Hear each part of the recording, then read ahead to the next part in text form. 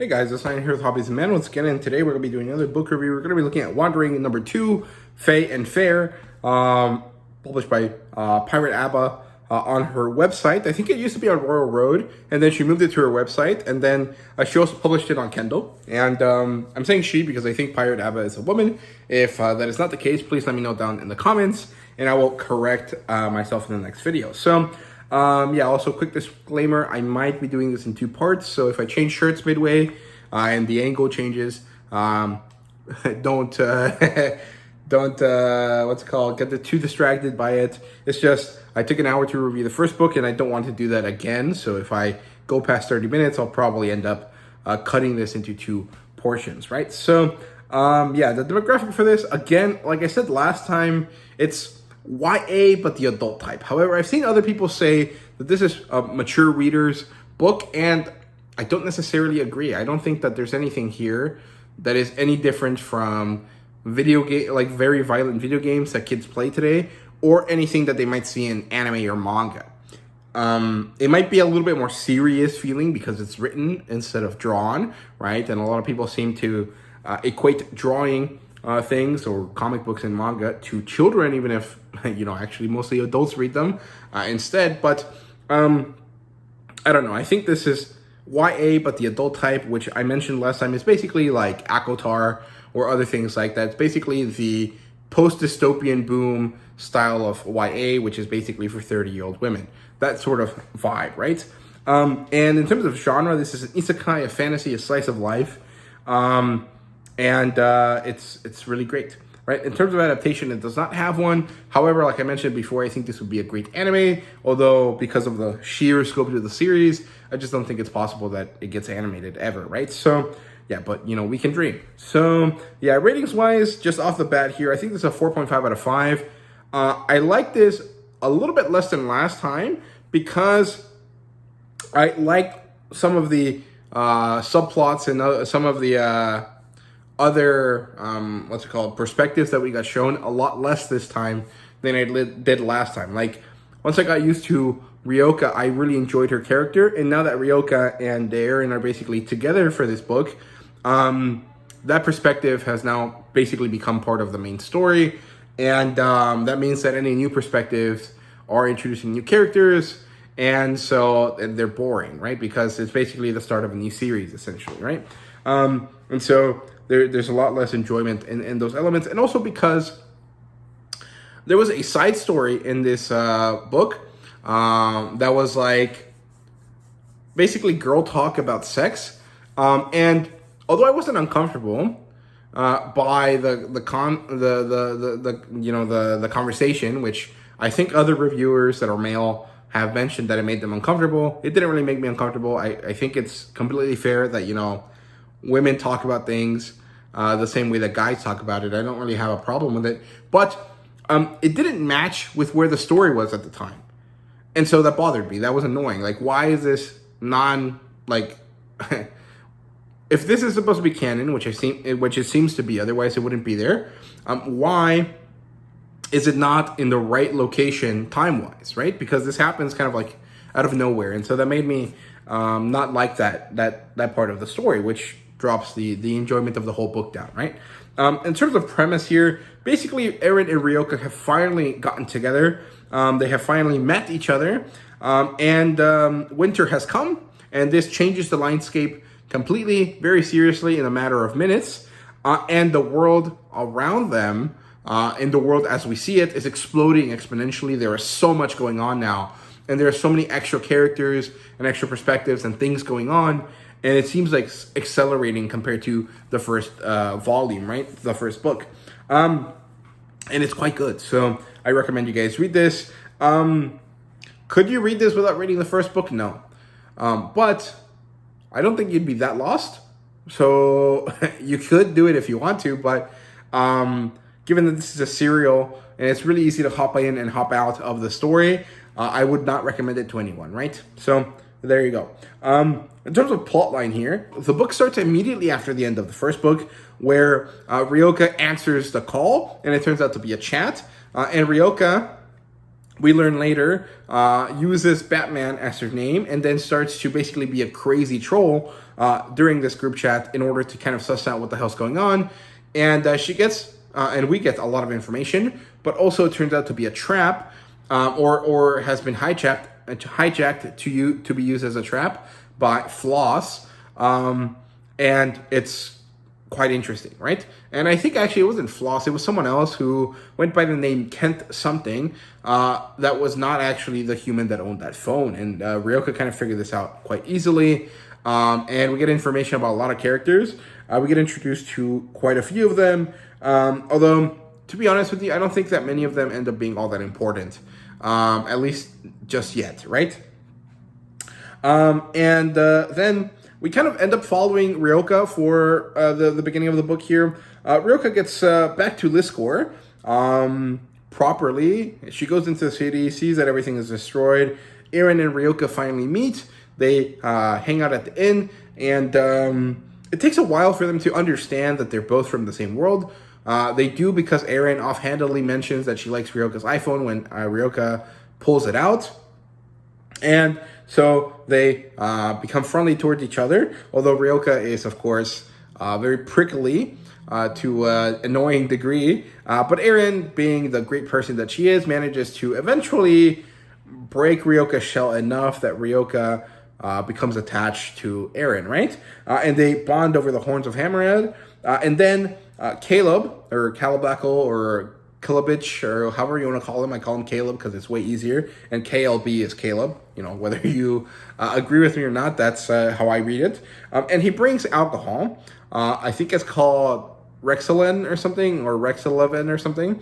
And it's a really weird alcohol. It works for the Antinium quite well, but it actually makes basically every other humanoid paralyzed and deeply sick. Or deeply drunk. I can't remember. But it was not a success. And this basically sets up that the Antinium are changing. They're trying to be more crafty. They're trying to be more... I don't want to say civilized, because I think that the Antinium civilization is quite advanced, pretty, on par with others in terms of like their ability to act and do things and form their people into an organization. But they're sorely behind, of course, on cultural things, right? On art, on habits, on games, on stuff like that, right? And so it seems like the Antinium are trying to advance that aspect of themselves. And of course, what is the best way to do that? Well, with alcohol, right? I think I can't remember exactly, but I did take an art class once at university. It was the history of artwork, right? And basically, the first portion of that class was about defining what is art and what is a tool, right? And the thing is that many archaeological things function as both, right? In the ancient days, it seems like humans made tools, but they also made artistic additions to their tools. And so that is kind of like the one defining feature of humanity and maybe of advanced civilization, which is that you stop only using purpose and you start using art. And you start to basically change like how you interact with the world, right? And so the Antinium are basically starting to do this. And I explained that quite poorly. So I apologize if anyone is like an archaeologist or a anthropologist or something, and I butchered completely like the concept of form and purpose, right? So but it's an interesting subject, and it seems like Calabacle is leading the Antinium into this. Although it doesn't really come up again in this form, but it is a fun beginning to the story, right?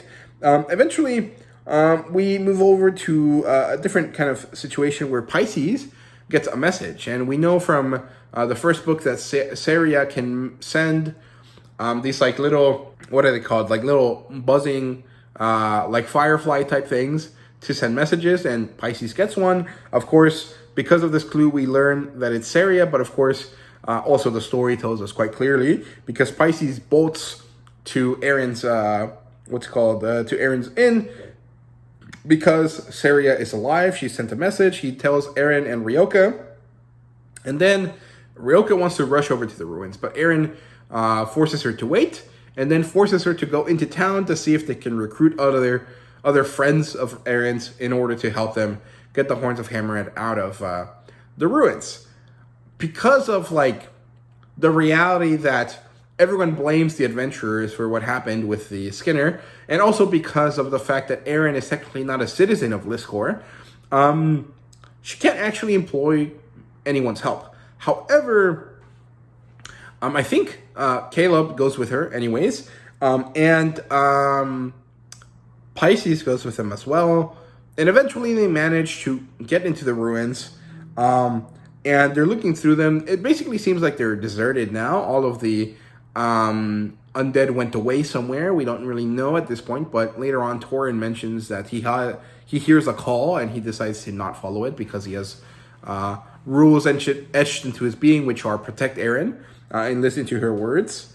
And they're empty, and they almost miss Saria and Olisem, who happens to be trapped with her, and Aaron seems to have forgotten that he went there. And so the city in general thought that Olisem was just not around, but they didn't know that he was in critical danger, right?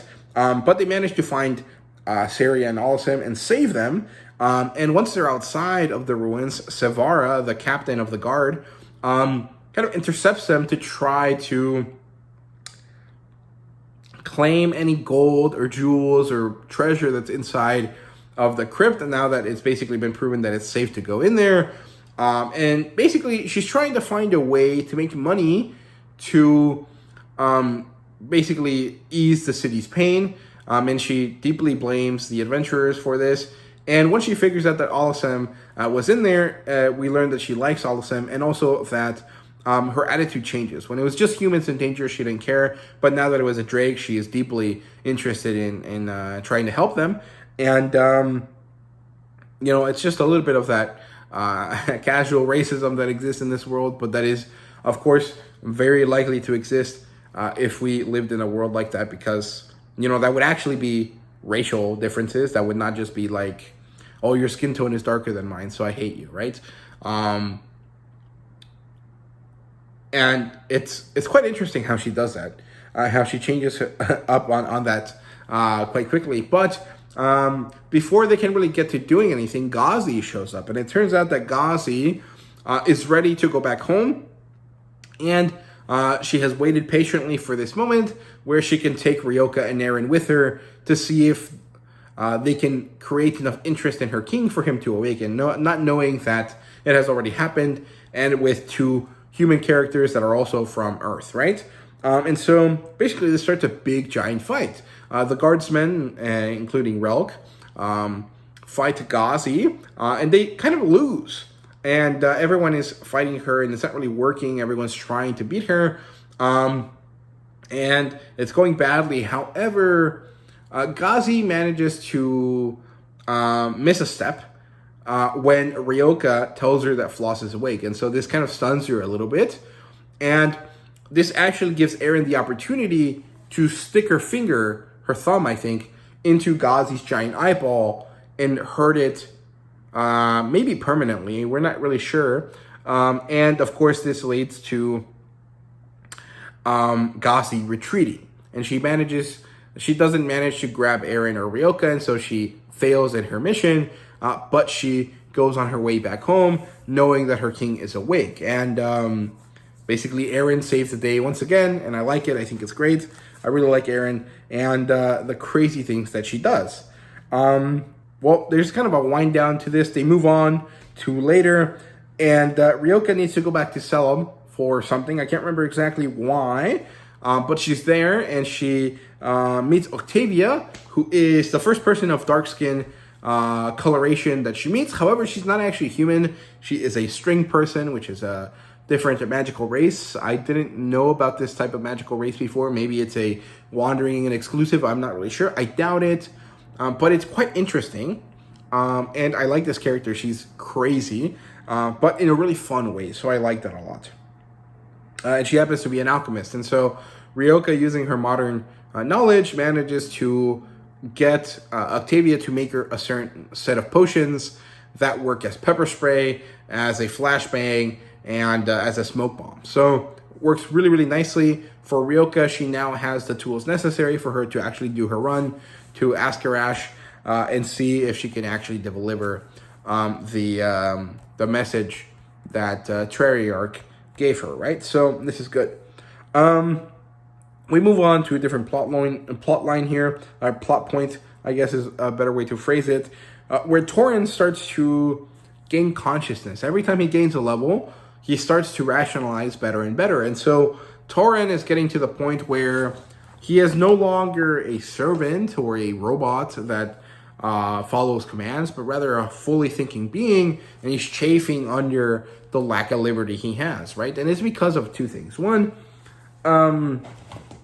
he is tasked with protecting Eren and listening to her.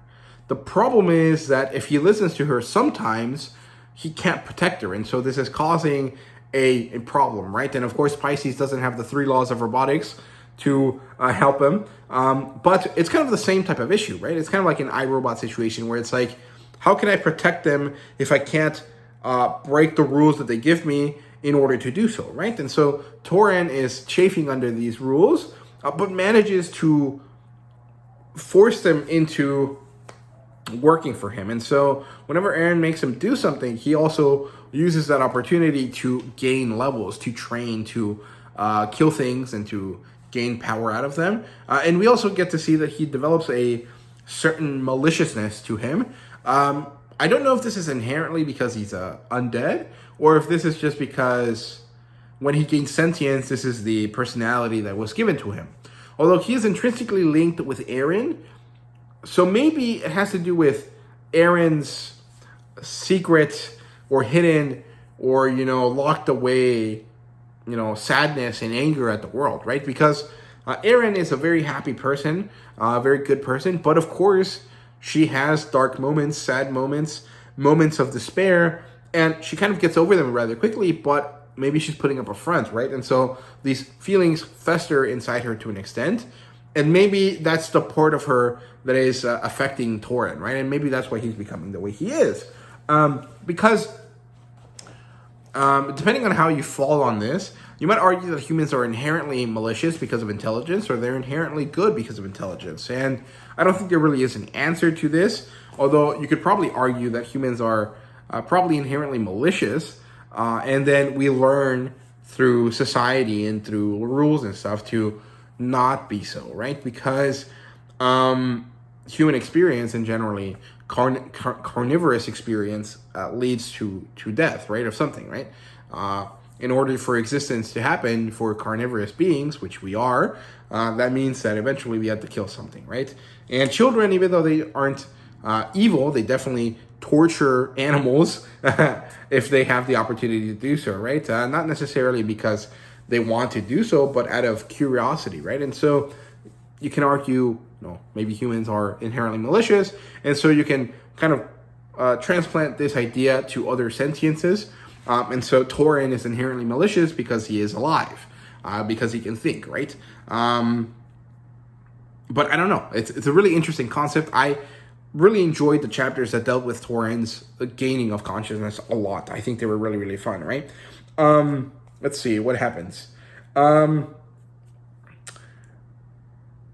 Eventually, Eren sends them to get Bark, because when they defeated Ghazi and she teleported away, winter came. And winter comes in the way of a wave of magical fairies that bring with them the cold.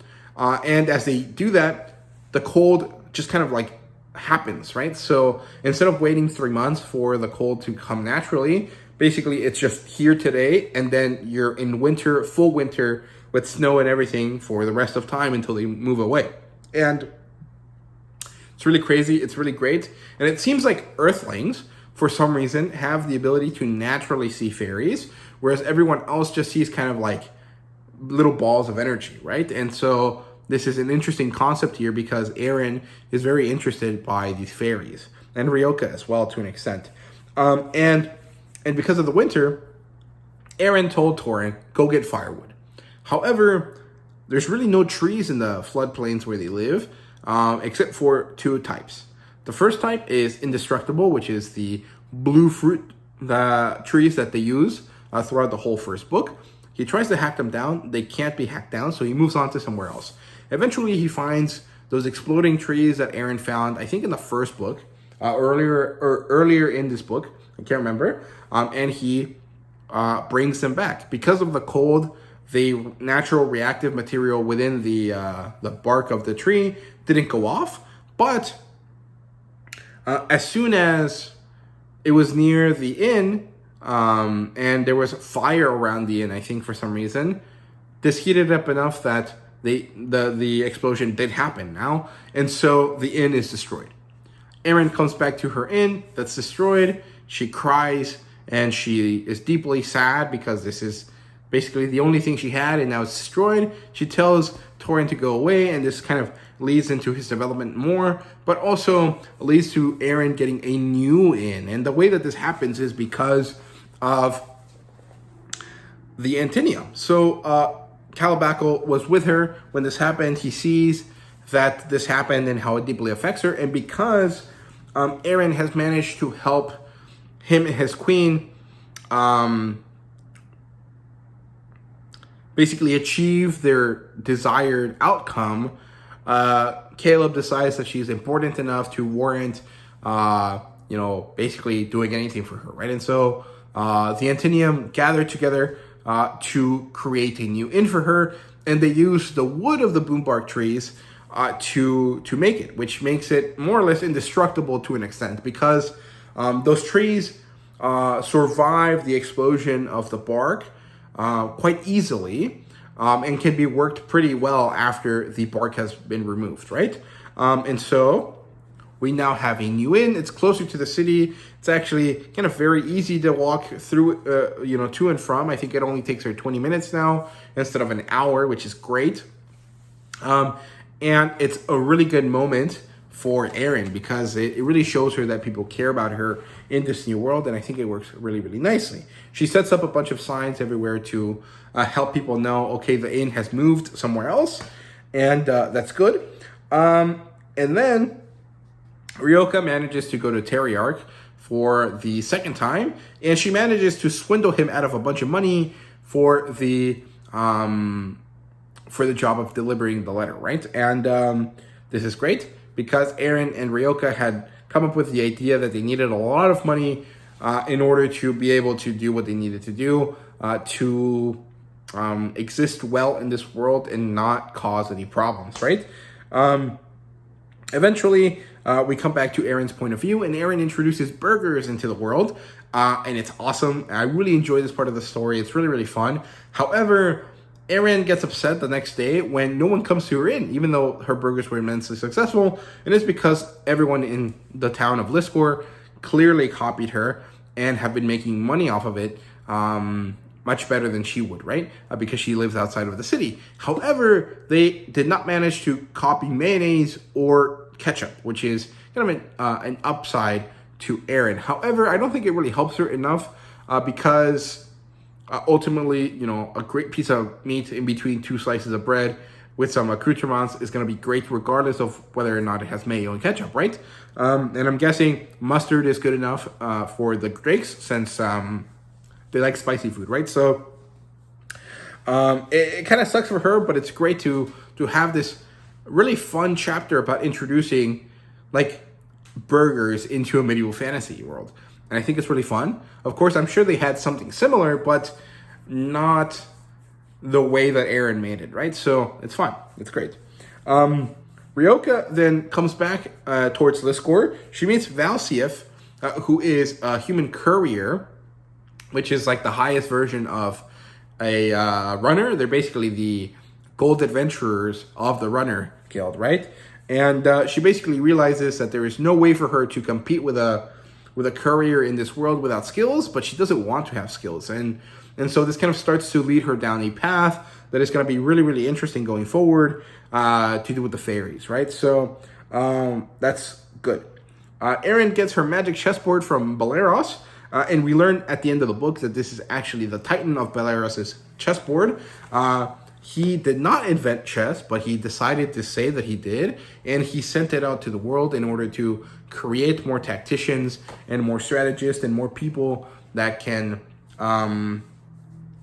learn the necessary skills, because for some reason he wants more of these people. I don't think I remember the exact reason, but I'm pretty sure it's because he knows something about the going-ons in the world, but I can't remember exactly.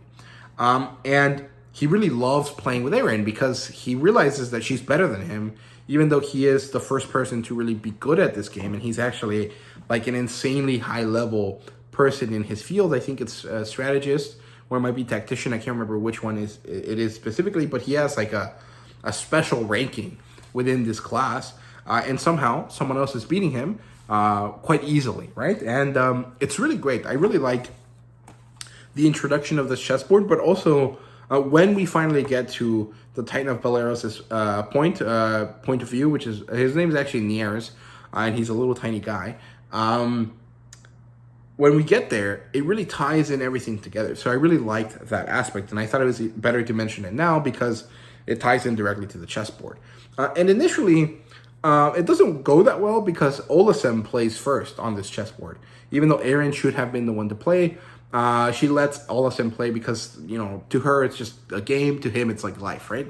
And the Titan is initially sad about this. He's like a bit angry that this player is actually not that good. But then Erin plays and he's like completely amazed. He's like, oh shit, they were playing me. They were trying to see how good I was and they were just messing with me. But I now see that they are immensely great. However, I feel like he should know that it was two different people, but I don't know how he would know, right? So I don't know. Erin can tell when people are different because she's just like crazy good at chess, right? But it's different, right? But I really like this edition of the chessboard. I think it's great. Then Ryoka comes back on her way to the Bloodfield. She stops by the inn. She and Erin have fun, and then Erin uses Ryoka's iPhone to play music, and then creates like crazy rave at her inn where she serves burgers and she goes crazy, and they all have fun for the whole night, and it's really, really fun. And I really enjoy this chapter as well. There hasn't been an immortal moment up to this point in the book, but this could have been almost like one. There could have been some element to it that worked, but it also gives Erin a lot of cool skills. I really enjoyed this chapter. I thought it was really, really fun. But basically, it's really crazy that she goes up onto the roof, starts a rave, and then somehow her inn does really, really great for that night. And it's important that she makes all this money because she's been really invested in the fairies. Pisces recently told her that she couldn't be a magician, that she couldn't use magic. And Rags could, even though Rags is actually from a species that is unlikely to be able to use magic. She managed to, and so Erin feels down about it, and she meets the fairies, and she thinks the fairies are really, really magical and stuff. And she's also upset that the fairies keep fucking with her, and so she's like, how do I solve this problem, right? And the fairies talk to her, and they're like, well, if you feed us well, we might leave you alone, right? And so Erin, using all of the money that she got from her iPhone rave, creates a crazy interesting feast for the fairies, right? She makes a table of life, and she makes a table of death, and she makes moonstruck water ice cream or something, and she does a really good job at doing her best to make something magical that will live up to the expectations of the fairies. She invites them in using ancient words, and she makes the fairies like her food. And they pay her in gold, but it's actually golden fairy flowers. And these fairy flowers are still valuable, but of course, they're not what they seemed. And Erin is stupid for falling for it, but it's entirely within her character to do so, right? And she gets the wondrous fair skill, and she gets an interesting conversation with the fairies where they're like, you shouldn't listen to that magician because magic is magic. Anyone can use it. You just have to find the right way to do so. and you just have to believe in it, right? And so this is kind of what guides Eren to make this feast. And I think it's going to lead into her learning something, right? Because there was also this moment where she had a dream, and this dream was very Arthurian. She almost pulled a sword out of a stone, right? And the Arthurian stuff is really getting serious in this book, because we get a moment with Ryoka later on as well. So I will mention that at that point. But all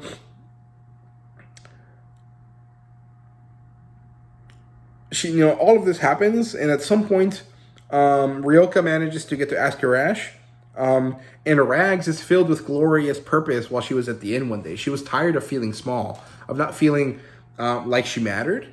And the funny thing is that, although I understand where Rags is coming from, when she came to this conclusion, I don't think was the right time to do so, because Eren doesn't ignore her because she doesn't care about the goblin. Eren ignores her because Rags isn't really calling her attention, right? And Rags hasn't taken the time to learn the human language. And of course, maybe you can argue that Rags shouldn't have to, but the whole time that Rags is here in the inn, and she's kind of coming up to this conclusion that she has to be great and that she can't rely on the safety of the inn anymore, it's when the inn is full of people, and people that are willing to interact with her to an extent.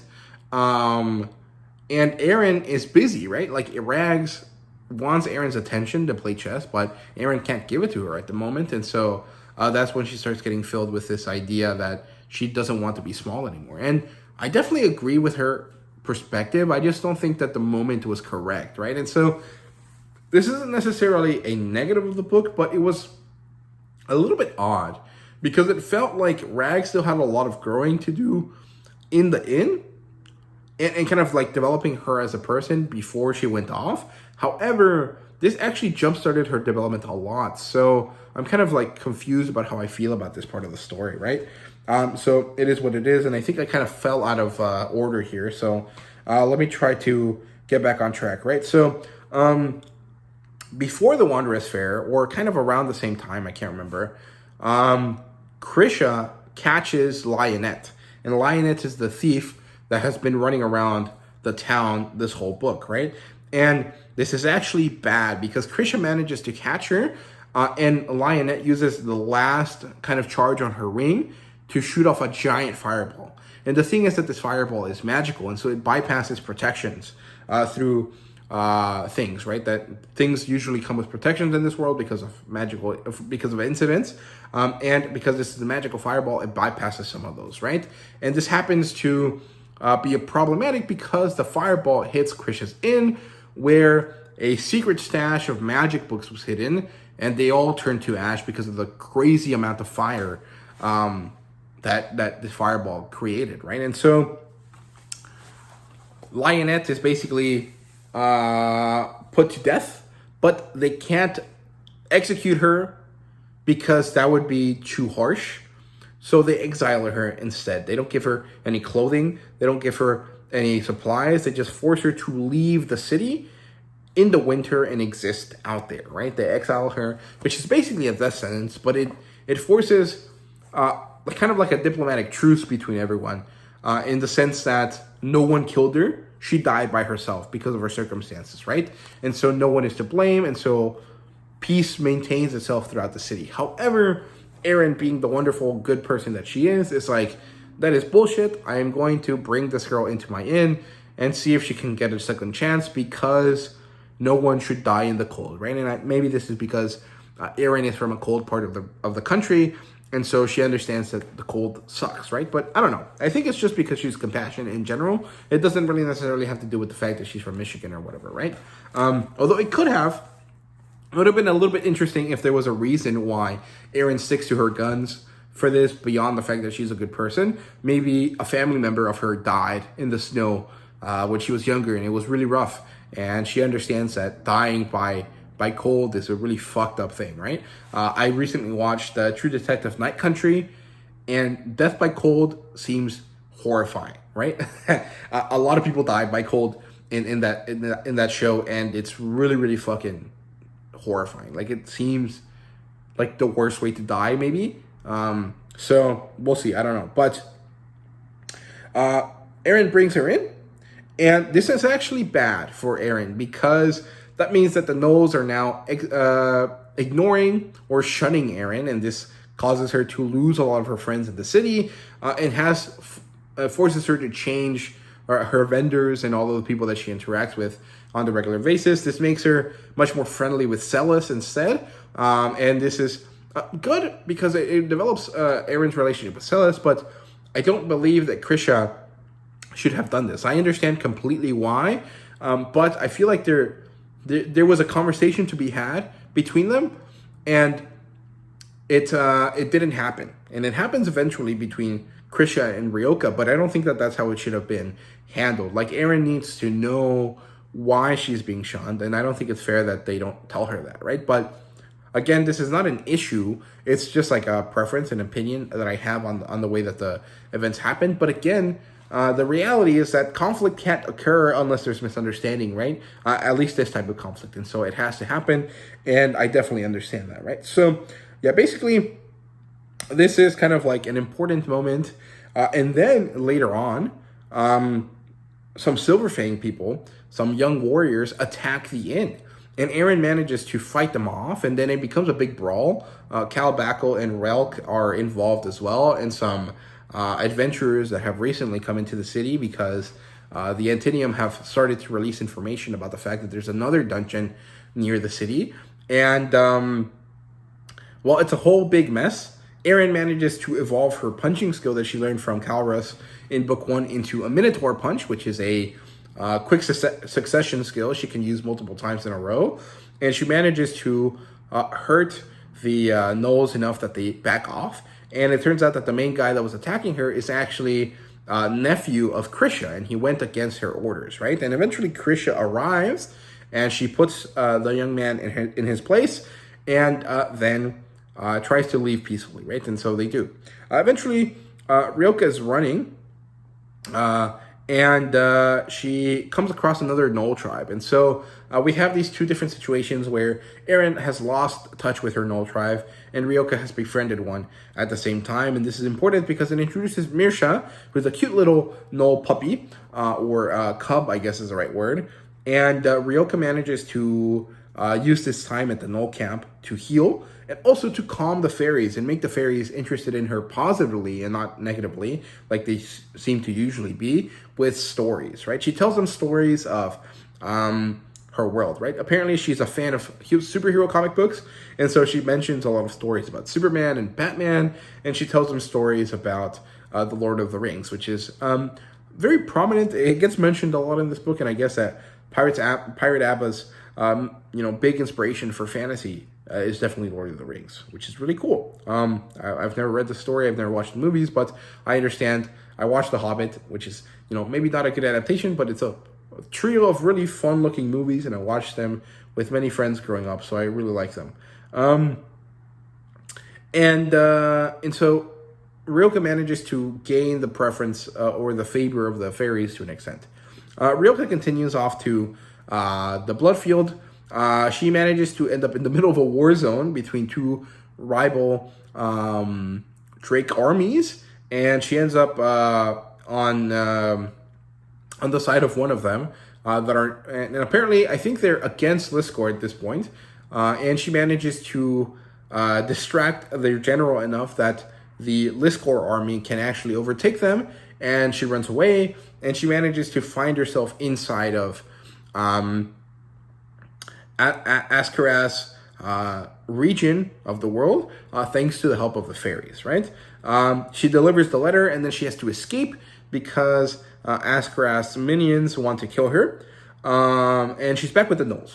Turns out Mirsha is lost, and the undead goblins of this region happen to start killing gnolls left and right, and generally just attacking everyone, right? And so Ryoka's out there trying to find Mirsha. She can't, so she asks the fairies. They manage to help her for a price, and then when she finds Mirsha and they are on their way back to the Gnoll tribe, the goblins attack, and once again Ryoka pleads to the fairies to help her, survive, and to help her save Mirsha, and this time the leader of the Null tribe that Ryoka befriends her also takes on the price. And so the price was the death of Mirsha's clan in exchange for Mirsha and Ryoka's life. And Mirsha changes colors. She is no longer a cute little brown puppy. She is now, Snow White because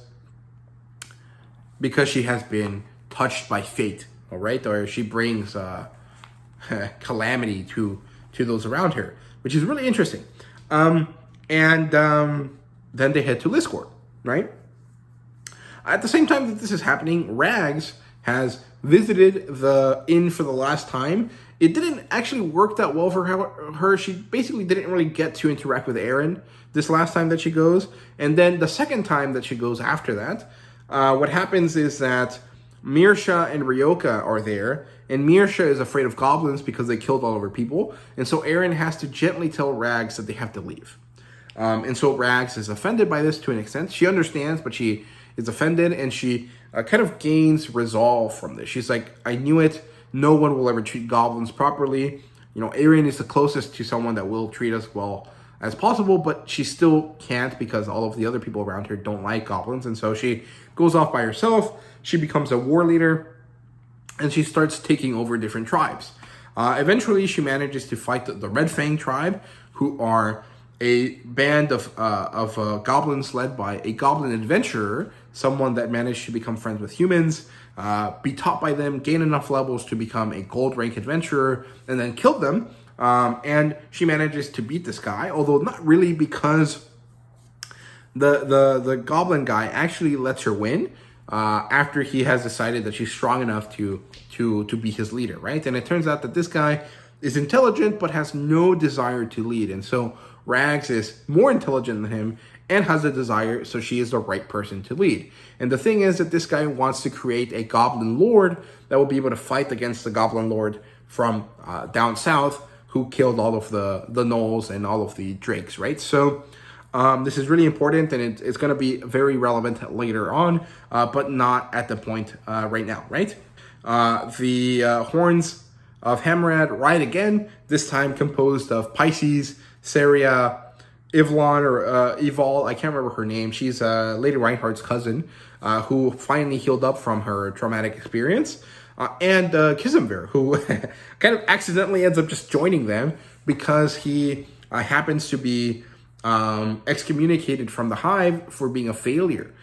He's supposed to be progenitor the same way that Calabaco is, but he's very bad at his job. The queen doesn't like the way he does things, and so when one day he is attacked and doesn't manage to hold the line properly, they kind of exile him. And now he goes to Eren for help because Eren is the person that gives all of the Antinium purpose to an extent. And he asks her what he should do. And it's the same time that Saria is putting up the Horns of Hammerhead again. And so Eren is like, join them. Be an adventurer with them, and maybe that will help you grow, right? And so he becomes part of their team. And then they go away. Eventually, Magnolia, Lady Reinhardt, sends for Eren. She sends a carriage to Eren, and Eren has no clue what the fuck's going on, but she gets on the carriage. She talks to Reynolds, the cab driver. They become friendly, which is something that shouldn't be happening, but they become friends. And she makes it to Magnolia's house, and it turns out that Magnolia has like 10 to 15 kids who are, I think they were called the America Group. I can't remember.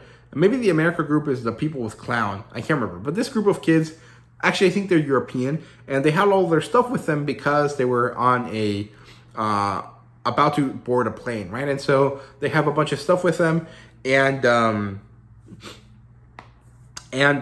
Lady Reinhardt is holding them to protect them, basically, but also because she doesn't really want Eren's world's people to affect this world, because there's a very tenuous peace right now, and any changes that can happen by the introduction of a world full of technology is problematic, right? And so this will be a big problem. And the reality is that Magnolia thinks that the Antinium are the big problem coming soon, and so the world needs to be prepared to deal with them.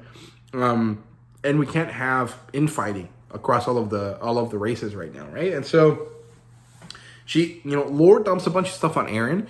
Eren manages to impress her a few ways, and they become friendly, but also antagonistic, and it kind of flip-flops a lot. But eventually, they end up on the same page, right? And I think it ultimately ends up a little bit antagonistic, but then Ressa and Magnolia and Reynolds like Eren to an extent, right? So, yeah, the other thing that happens is that these kids that are with Magnolia basically treat this reality as a game. And it reminds me a lot of Gone. I can't remember who wrote it, something Grant. Gone is a series about like a city where one day a dome emerges and then anyone above a certain age disappears, right? And initially this is really cool because all the kids go crazy, right? But eventually things have to happen in order for organization to happen, and things go crazy, and it's really, really fucked up, but it's really cool. I read about half of that series, and the way that these kids are acting right now in this kind of situation reminds me a lot of the early kind of parts of Gone, right? And it's really interesting. But also, Magnolia is kind of upset about these kids because, like, yes, she's protecting them because it's good for her to do so. But also, they're a real drain on her expenses, on her money. And also, they're just like shitty people. And not necessarily shitty in the sense that they're like bad kids, but rather that they're not serious about this world because they don't think that it's real. And so it's really confusing, but it doesn't bode well for these kids, to be honest with you.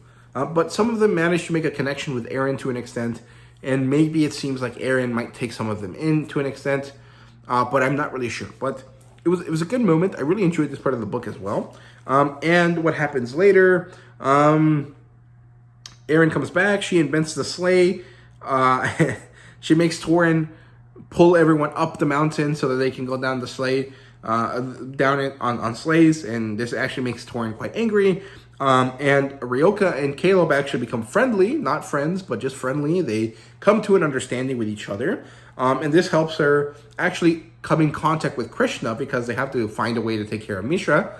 And, well, the Noes don't want to take her in because of her fur color, but it allows contact between Eren and the Noes to be reestablished.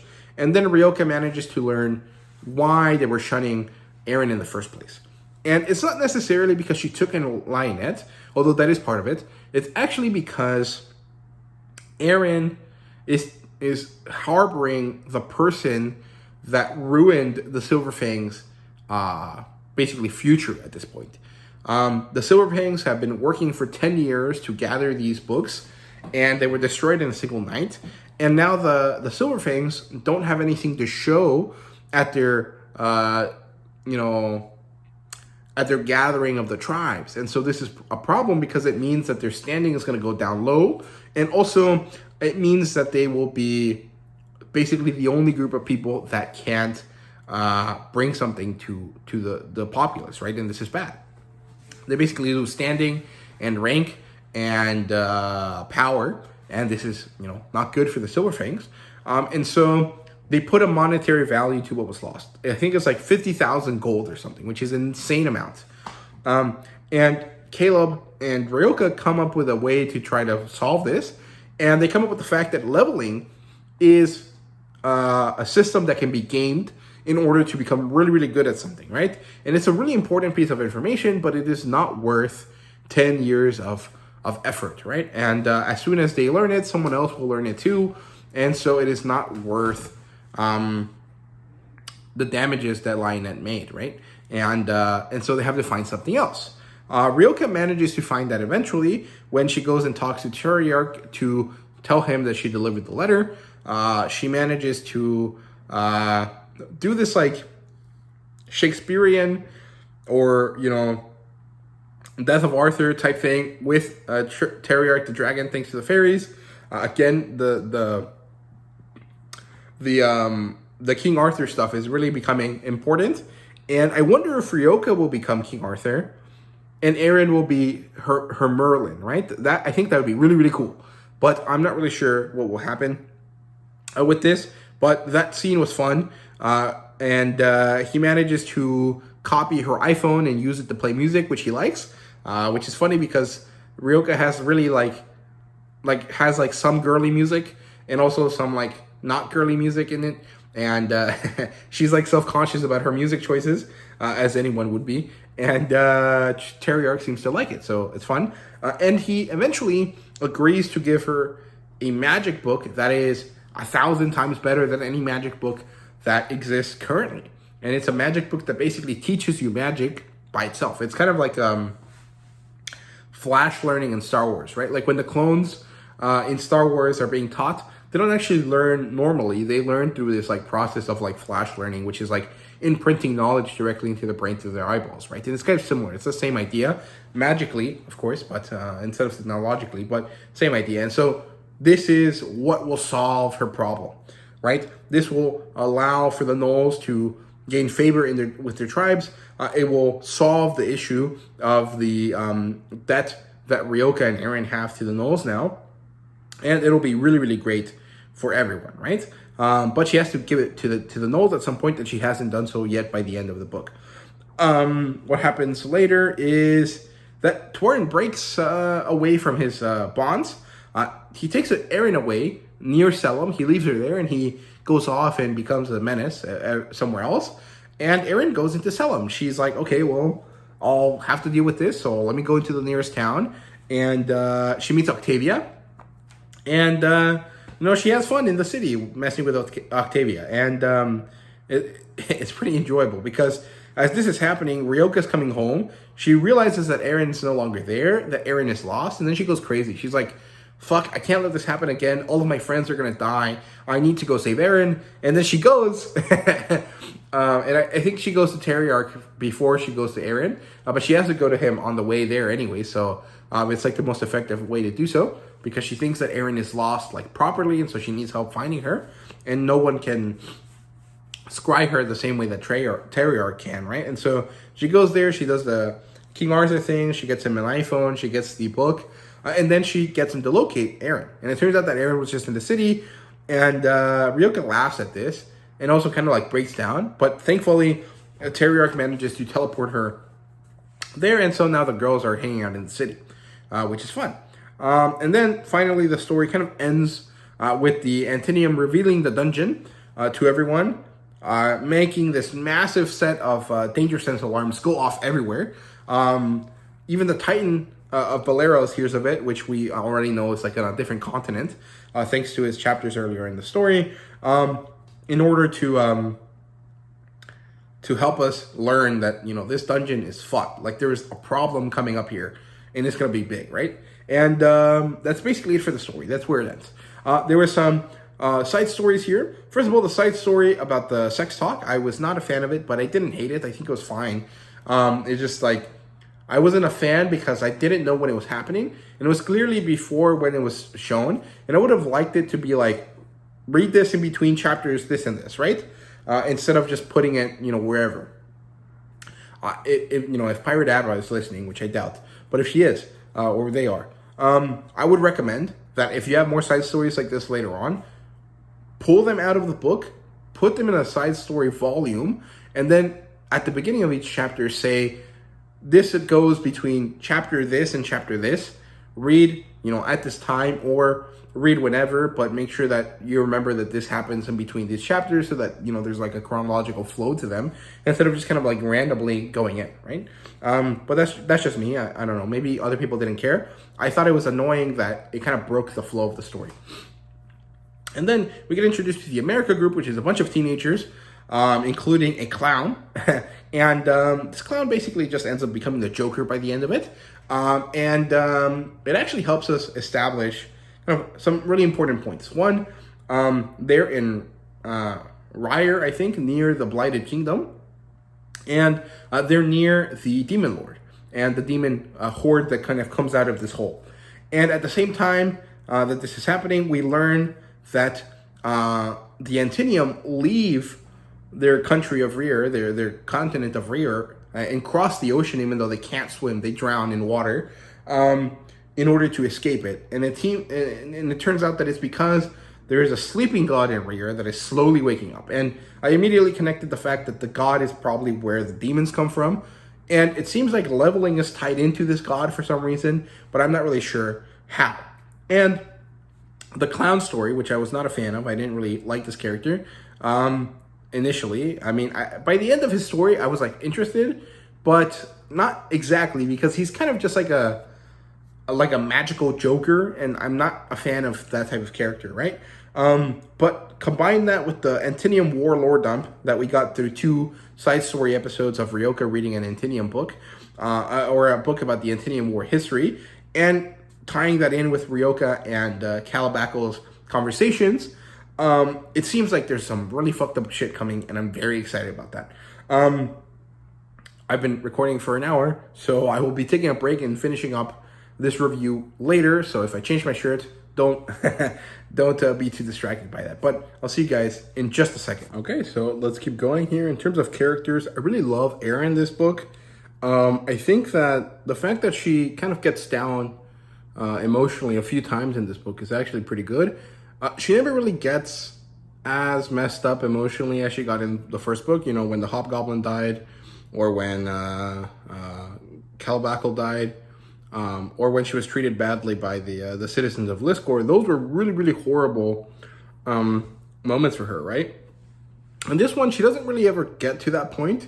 I think that, you know, all in all, her star is rising, right? And she's gonna get better and better as things go on. And it seems like she and, you know, others like her, they kind of teleported at the same time-ish, are kind of able to exist in this world as if it was their own, right? Like, they are happy to be in this place now, or at least not unhappy about it, right?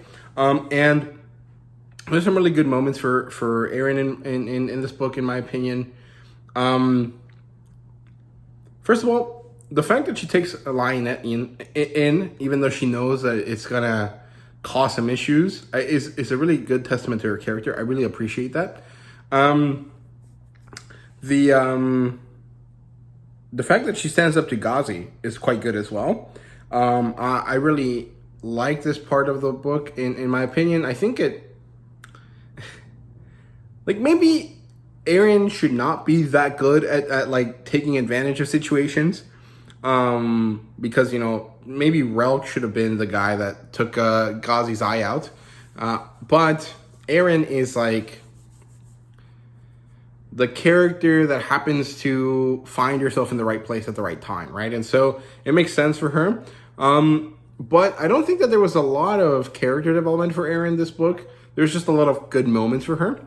You know, I like that. If anyone really had character development in this book, it was Ryoka for sure. Like, she really went through it in like a very serious, like, hardcore kind of way. Like, she really got fucked over by the reality of this world, right? And I think it was for the better. I think that it makes her a much more accessible character, because I feel a lot of people probably wouldn't like Ryoka if she continued to be like she was in book 1, because she's a very stereotypical, like, she has a very stereotypical teenager attitude, right? Something that I think too many of us can really relate to, and many of us might have that kind of visceral, like, oh God, this is embarrassing kind of reaction to her. And also the fact that as an adult, if you interact with someone like this, it's more like they're childish than it is that they have problems going on, right? I have a organizational behavior as one of my classes for my MBA, right? And one of the things we talk about is like personality matrices and attribution theory, right? And so usually when something happens that deals with a person, if it's out of character for them, you attribute it to the environment. And if it's in character for them, or if it's like something that has happened multiple times, you start associating it with themselves personally, right? Like internally, right? And if you meet an adult, like in their 40s, that acts like Ryoka, you immediately think that there's like a problem with them, right? But if you meet a teenager that's like Ryoka, you probably attribute it to like their environment or the fact that they're going through puberty, which is understandable, right? And so I think that it's good that Ryoka changes. It's kind of crazy that it took like being taken to another world for her to kind of deal with this, but at the same time, the type of character that she is feels like the classic, like, bad bitch that works at the CIA type character that you see online, on television and stuff like that. Like the main character from Quantico, I think it's what it's called, or like the one lady from Fringe, or like that sort of like, I'm a bad bitch and I'm super hyper capable kind of character.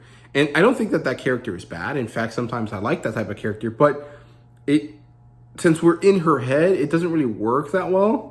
And so I'm happy that she kind of changes, right? It sucks that it took like a whole tribe of people dying and a bunch of her friends dying and her having to take the responsibility of a child for this to happen. But I think it's for the better. I do want to say that pirateaba does an amazing job at giving you characters that feel like real people, almost to like the detriment of the character. As in, like, pirateaba does such a great job at writing Ryoka the way that she does. That is, like, one, easily accessible as, like, oh, I know this sort of person. But also, like, fuck, I don't want to interact with this character. And I think that that's amazing. That's really well done. We get to learn more about Teriarch, who is a dragon. I think he's a dragon that accidentally burns Aaron's arm at the beginning of The Wandering Inn in the first book. But I'm not sure. It might not be. And secondly, I think that he's a really funny character. He definitely has that, like, old man, crazy scientist type vibe to him. Like, he acts a certain way because he thinks that's the way he's supposed to act. But deep down, he's kind of like a loser. Or kind of like dorky, right? And I like that. I think it's fun. I also really enjoyed the moment where the fairies force Ryoka and Teriarch into this like Shakespearean exchange where they like fight in riddles or whatever. I thought that was really fun. And the funny thing is that Ryoka uses math and like logic puzzles to mess with Teriarch, and he's really impressed by this. And I really like that. I think that it's interesting that Teriarch has like an our world understanding of the world, but because he lives in a magic world, it's like crazy, super sophisticated, right? And he finds a human that has the same abilities, and he's like surprised. So I really like this character a lot. I think he's fun.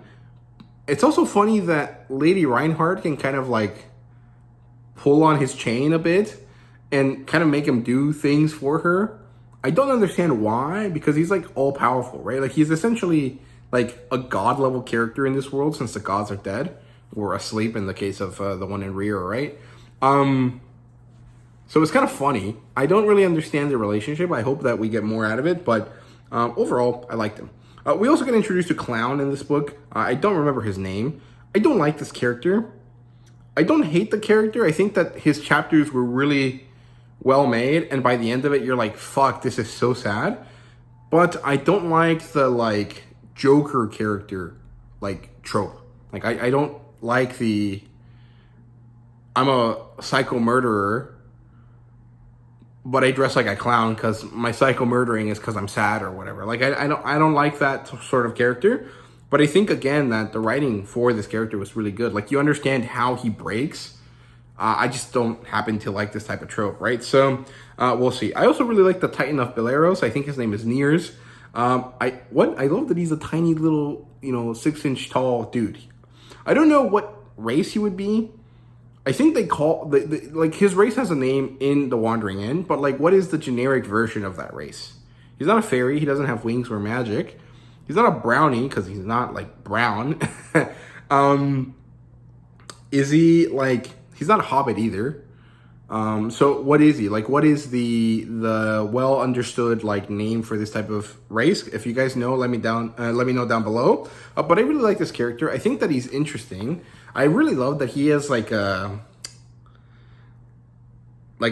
big Italian Renaissance mustache. Like he, I don't know. I like this character a lot. I think he's funny. And it's really interesting that he has a lot of students that are all like immensely like proud to be his students. And also that he like, the way that he trains them is really interesting. And the fact that he wants to have more tacticians and strategists, I didn't understand why, but I think that it makes sense with the larger context of the story, right? So I like that. I was pretty sad that Pawn and Bird weren't more prominent. I really like the Antinium worker characters that gain sentience. I think that they're cool, but I guess it was just not their time for this. It was mostly focusing on Caleb and Kissenberg, right? So it makes sense. Torin is basically Frankenstein's monster, and I think that's cool. It's kind of like something that was made without knowing the consequences, and it's gonna be bad, but then it might eventually work out, right? That's not exactly how Frankenstein works, but that is like something about Torin reminds me of Frankenstein, right? And I really appreciate that. I wonder if Torin is eventually going to have like a love plot with one of Askarash's like female lieutenant characters, right? Because I think there's two of them in when Askarash shows up that he talks to them. So I'm curious if Torin is ever going to interact with them, and if there might be a love plot between them that might be like Bride of Frankenstein, right? Or if Torin is going to become like a antagonistic character, or if he's just going to be like a wild character that just kind of appears every once in a while to show that the undead might actually have like sentience properly. I'm not really sure. It's very concerning and confusing and kind of odd, but I was pretty into it. Floss was relevant again in this book, and I really don't care, man. Like, nothing about this character has been interesting yet. I'm not interested in the two human characters that are with him. I like Ghazi to an extent, mostly because I really don't know what she looks like. And all of the fan art I've seen of her is really odd in like a really fun way. And I like the way that she interacts with the other 7 or the other 3 that are left of the 7. There's the Mars, who's like just like a big titty Amazon character. And then the Birdman, Garuda, I think, which is a cool ass name. Garuda is like a bird demon, right? And I think that those two characters are cool. I like the way they interact with Ghazi because it really gives you this like, Floss is their dad, and all of these kids are like trying to impress him to be his favorite, but it's not going to work out because he likes them all equally, but they don't really have the ability to understand that. So I like that dynamic. I just don't care about Floss as a character. Octavia was really funny as well. I really enjoyed her, especially when she was interacting with Aaron at the end of the book, and she's just like, fuck, this girl is crazier than I am, and that's a problem. And I thought that was really fun. It's also fun that Ryoka finds that funny as well. She's like, oh, you know, Octavia's crazy, but Aaron is more crazy, and that fucks with Octavia's like sense of like danger, and Ryoka finds that hilarious, right? Or at least as funny as that as she can, right? So I like that. And again, Magnolia is really interesting when she talks to Aaron, and we get this kind of like lore dump about what's coming and what she thinks about the Antinium. It's really interesting because it shows that she has a flawed understanding, right? Because the Antinium are just trying to escape from like this undead god that's like about to wake up. But they're not good at communicating with other races, and so that's why, you know, the war happened. And Magnolia, because of her issues due to the war, or like PTSD or whatever from the war, thinks that they are like the enemy to defeat and doesn't understand that, you know, there's more to it. And she's hyper focused on that. And I'm very curious if they're eventually going to manage to get her and Calabaco to talk, because I think that would be really, really good. And yeah, Askarash, I don't care about that character either. Especially because like Pisces is a necromancer too, right? And he has so much vitality and character to him. You know, he's like weird and annoying and, you know, pretentious and whatever, but he has a very distinct character. Askerash feels more like a zombie to me. Like he doesn't feel like a person. And maybe that's because the type of character he's supposed to be is like hyper focused on his desires, or maybe because there's like an underlying issue with necromancy that changes the person that becomes a high level necromancer in such a way that they become better at their job by having less emotions, right? And so that's why he feels kind of like zombie-esque. He doesn't feel like a real person because he basically is not. Kind of like Voldemort, I guess. Although Voldemort has a lot of emotion, it's just all anger and fear, I guess. Askerash doesn't really seem to have any emotion, positive or negative. And I'm curious if Pisces is going to end up like him, or if Pisces is going to be different, and it's because Askerash like took a shortcut to be, you know, a great necromancer or something. I'm very curious how that's going to be. Or maybe there's like an element where like his assistant characters seem to have like sentience properly, like the same way Torin does, and also probably have levels, right? So maybe in order to create undead that level, you have to like, you know, do a Horcrux type thing where you like break your soul or like your spirit or whatever and imbue it onto something else. And that process makes you less emotive as you do it more and more. And since Askerash is a great necromancer and he has probably done that a lot, that's why he is that way, right? I don't know. I'm very curious about why he is that way, but as a character, I don't find him interesting, right? I'm interested in like what led to him being like this, not who he is now, which, you know, that might make sense or not. I don't know. In terms of world building, it's really great. I love the winter fairies. I like that they are fae, as in what we know as fae. And it's really interesting that no one can really see them except for earth humans and dragons, as far as we understand it right now, or certain people with very high levels. And I'm curious why that is. I think they said that they have a special magic that hides them, but what is the point of hiding them if they're gonna, you know, harass anyone anyways, right?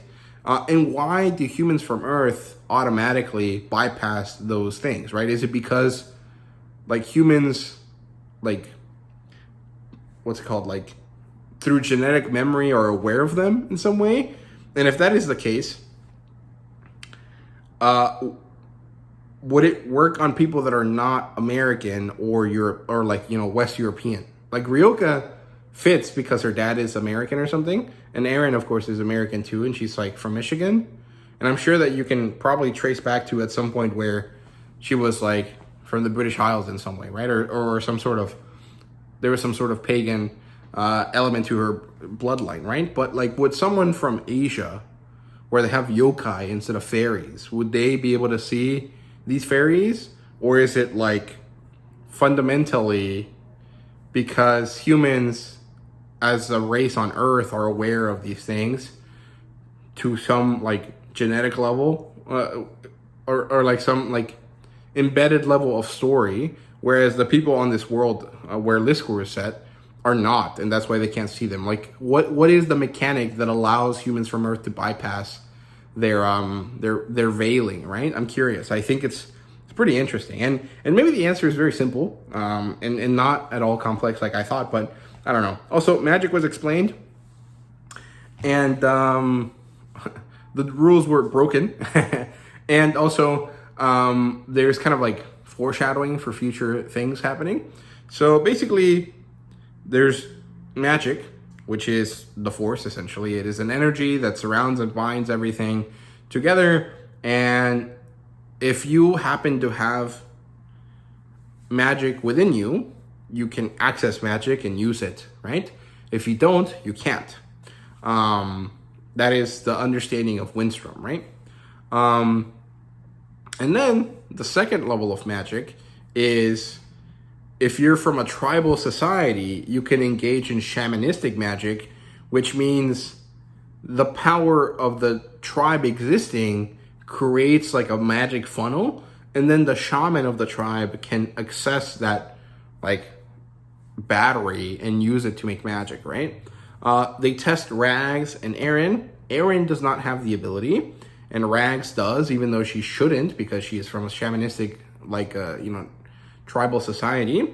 And gnolls are apparently not able to make magic work.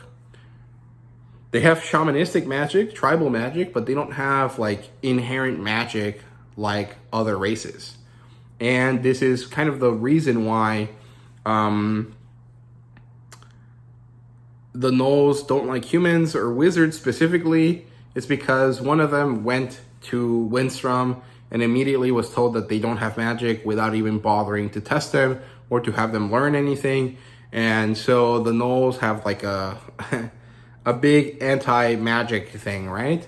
And the reason why Krisha's issue with Lionette is so big is because Lionette burnt down 10 magic books worth of information that they had hoarded so that they could try to learn magic on their own. So that's kind of the basics. When Eren learns the Wondrous Fair skill, she talks to the fairies, and you know, before she does that, she almost pulls the sword out of a stone in a dream, and then the fairies chastise her. They're like, "You're not ready. You're not the person. Stop it." Even though she could be the person, right? If she had that, like, the sword shifted, right? It's like one of those things where like when Captain America grabs Thor's shield in Ultron and it like budges a little bit, and Thor's like, "Oh shit!" Same kind of idea, right? And then the fairies tell Eren after a while, after she learns Wondrous Fair, you know, magic is magic. Anyone can use it. You just have to find the way to do so. And then when Ryoka meets with Teriarch, he gives her like a flash learning book of magic. And it turns out that anyone can learn magic. It just takes a while to do so if you don't have a strong magic core to begin with, right? And so that means that Eren could learn magic, and she can learn it the way fairies told her to, or she could learn it with this book. It really opens possibilities up. And it also makes a lot more sense that magic is like inherently everywhere instead of like limited, right? Also, it seems like magic is just like fundamental truths of the world. And knowing those truths allows you to manipulate reality, right? So I don't know. I think Ryoka, when she learns magic in the first book, it's more like, to her, it feels like mathematical equations. But then Saria describes it as like looking into the void, right? So I'm not really sure what it is. And I think it has to be magical, right? Because the Fae are this, and they're also kind of like existential horror type characters, right? So I don't know. It's kind of curious, but pretty interesting. Let's see what else. Then we learn more about some cool skills. There's a lot more King Arthur stuff in this book, which I mentioned before. Half-race people are a lot more common than you think, but they're also not well perceived. This probably is going to be a bigger issue later on. I'm not sure. We learn about Demon Lord and Devils, which also happens to just basically be iterations of the Sleeping God character, as far as I understand it. The Antinium have secret, secret types of models of Antinium, basically. And of course, the Antinium secret is that they escaped from the Sleeping God of Rear. We get some more Antinium lore. The leveling system is not what it appears, and it all ties to the Sleeping God character, as far as I'm aware. And Magnolia's fears are rather well-founded, in the sense that they're the same types of fears as Ryoka, about the way that human earthlings, or earthling humans, can destabilize this world, right? And that is a really big problem. And I think that it is entirely correct, but also, like, who cares? Maybe, because if humans with no magic manage to make those technological advancements, humans with magic probably can make those technological advancements even faster, even without guidance. They just have to kind of get to the point to do so, and they would eventually. So Magnolia kind of trying to hide the Earthlings isn't really doing anything, because long term, you know, within the next 100 years, what she's trying to avoid is probably going to pass anyways, right? And so why, like, I guess this is the thing about, like, do you care about the far future, or do you care about the near future, or do you just care about today and yourself, right? And I guess Magnolia, being a royal or a lord type character, might want to focus on like the betterment of the world in general, long term. But I don't know. I don't necessarily think that it's all that important. However, it is pretty good for like the case of the story, right? So she's very well founded in her fears. I think that they make sense. I just don't think that it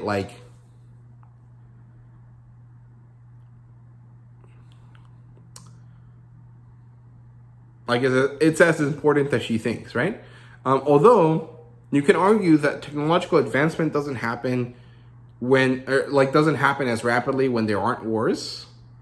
And so if she maintains the peace the way she wants, she's going to slow down that technological development, which will lead to, the eventual developments to happen much later on, maybe later than the 100 years that I estimated, right? And that might be beneficial because, maybe she only cares about 3 generations ahead of her and not necessarily 4 or 5, right? But I don't know.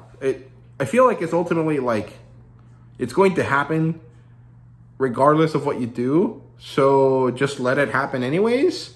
But maybe it's more just like self-preservation, in the sense that I don't want to go through another war personally, so I'm going to try to avoid it at all costs for now, regardless of whether it is meaningful or not in the future, right? So I understand that perspective, I guess, but I don't know. I was trying to think about what the point of it was, and I guess that's the point there. But I don't know. Maybe I'm being obtuse about it. I don't know. In terms of artwork and fan service, there's not as much art this time on the web serial. I don't know if there's any art in the actual books. If you're interested in artwork for the series, you can just go to thewanderingind.com and look at the fan art page, and you'll get some. But I feel like in the first section of the story, the first volume / book, because at this point they're the same thing, there was a lot of artwork in the chapters, whereas in this case there was almost none. And I don't know if that's because the rewrite helped her go through the artwork and then put it in on time, and so maybe people have to request for her to put artwork into the other ones, into the chapters in the second book, or whatever it may be. Either way, I don't really have a problem with it, because I can just go look at the fan art section of the website. But it would have been nice to have more of it throughout the reading experience without me having to go look for myself, right? But yeah, in terms of fan service in the anime sense, there's that one chapter that I didn't care for, where Eren gets 2 magic dildos, and that's not very fan servicey. That's not titillating. That's just kind of it's like one of those times when you're just sex is ill. Sex gives me the ick kind of situations. Because it's not it's supposed to be funny, not, titillating, and it wasn't either.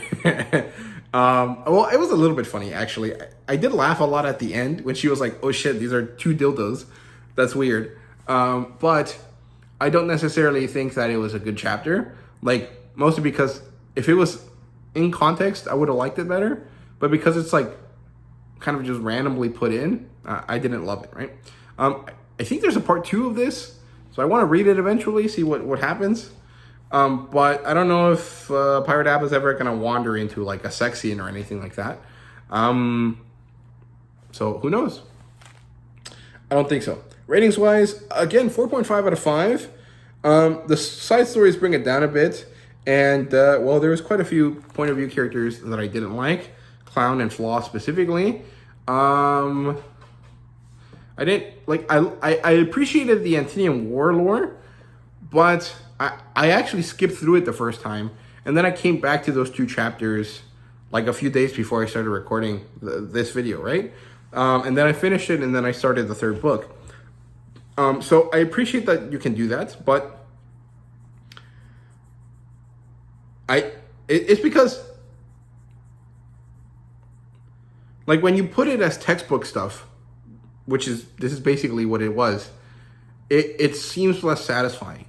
However, because it was so much information, that was the best way to put it, because otherwise you would be really bogged down in this interaction between Ryoka and Kalabako or something, where he's just like constantly telling her information and she's just like having to react to it, and that would be really boring to read, right? So I think that, pirateaba did the right thing with the way that they gave us this information. I just didn't, like, it's still kind of boring, right? And the side story was not good, like I said already, or like, it was fine. I just don't like where it was. And I don't care about the Floss point of view or the kids that are with Floss, their point of view either. And I didn't like the clown chapters either. So that's why it's a 4.5 out of 5. Like, when it focuses on Eren and Ryoka and the people around Liscor, top tier. I love that stuff. When it kind of goes away from them, I'm not so much of a fan. And so, my reviews for this are probably going to stick to 4.5 out of 5. My ratings for these books are going to stay at that because, as the story is expanding, these other characters are probably going to end up having more screen time. And because of that, they're going to eventually get better. So I'm going to like them more, but I'm still not going to like them as much as Eren and Ryoka. And so it's always going to be like, in the 4 range. I don't know if I'll ever get the story to a 5. The first book probably would definitely be a 5, depending on the day, like I said in my review for that. But after that, I don't think that I'll ever give a Wandering End book a 5, unless it's like, baller and there's no like boring perspectives. But I don't think that that's possible just because of the sheer size of the series, right? So I don't know. Those are my thoughts. This was a huge video. I apologize if you watched till the end. Thank you so much. I really do appreciate that you took the time to do so. Leave a comment so I can thank you more personally. And yeah, thank you guys so much for watching. See you guys later.